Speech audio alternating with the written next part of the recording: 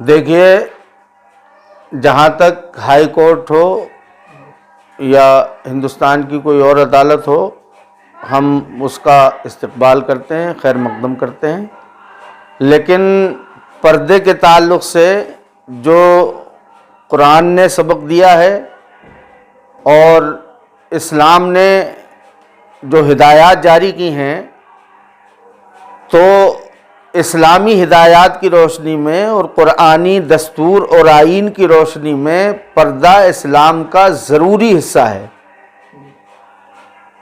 اور پردے کے لیے اسلام نے سختی کے ساتھ میں احکام نافذ کیے ہیں۔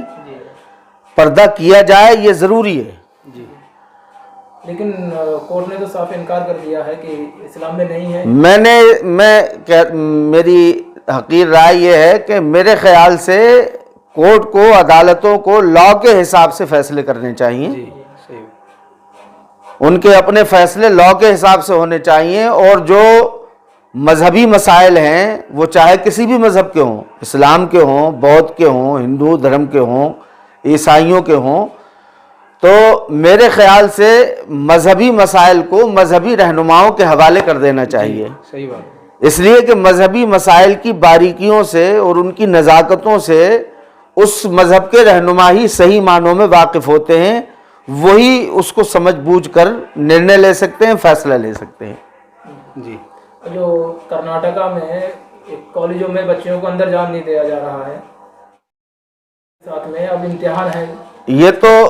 یہ تو بڑی افسوسناک بات ہے کہ جب بھی ٹپڑیاں ہوتی ہیں، یہاں اقلیت میں مسلمان ہی نہیں ہیں، یہاں سکھ بھی اقلیت میں ہیں، یہاں عیسائی بھی ہیں، کرسچین بھی ہیں اقلیت میں، لیکن کبھی آپ نے نہیں سنا ہوگا کہ ان کے مسائل پر کوئی ٹپڑی کی جائے، ان کے مسائل پہ بحث کی جائے۔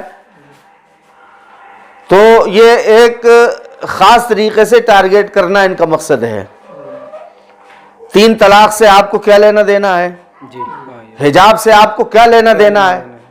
ہم یہ تو نہیں کہتے کہ آپ بھی عمل کریں، اور ہندوستان میں ہم اپنی قوم پر بھی لاگو نہیں کرتے ہیں، اس لیے کہ ایک لوک تانترک دیش ہے۔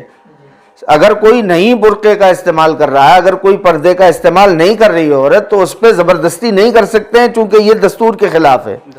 لیکن اگر کوئی اپنے مذہب میں دیے گئے آئین کی روشنی میں، اگر ہماری کوئی بہن، بیٹی، ماں اگر برقعے کا، حجاب کا استعمال کرتی ہے، تو اس کو روکنے کا بھی ہندوستان میں کسی کو کوئی رائٹ نہیں ہے۔ یہ ادھیکار سمویدھان نے ہم کو دیا ہے۔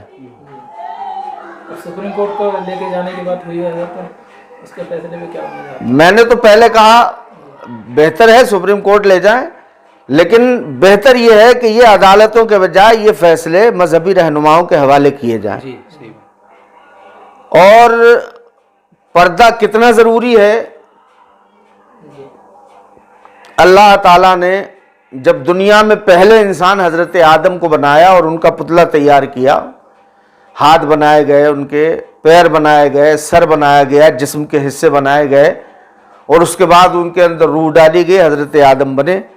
اگر چاہتا تو اسی طریقے سے اماں حوا کو بھی بنا سکتا تھا، ان کا پتلا بھی بنا سکتا تھا، ان کے اندر بھی روح ڈال سکتا تھا، لیکن ایسا نہیں کیا اللہ نے۔ حضرت آدم کا پتلا بنایا گیا، حضرت حوا کا نہیں، بلکہ حضرت آدم جب سوئے اور آنکھ کھلی تو آپ کی آغوش میں حضرت حوا بیٹھی ہوئی تھی۔ تو اللہ کی مشیت یہ ہے کہ عورت پردے میں رہے، اور جتنی قیمتی چیزیں، جتنی انمول چیزیں ہیں، ان کو آپ نے دنیا میں بھی دیکھا ہوگا کہ وہ پردے کے اندر رکھی جاتی ہیں۔ کیا اس کا قرآن میں بھی ذکر ہے؟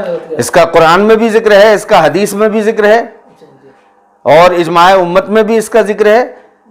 پردے کے لیے تو یہ مستقل شریعت کا حصہ ہے کہ پردہ ضروری ہے۔ جو لوگ یہ کہہ رہے ہیں کہ نہیں انواریہ نہیں ہے، نہیں، اسلام کا ضروری حصہ ہے پردہ۔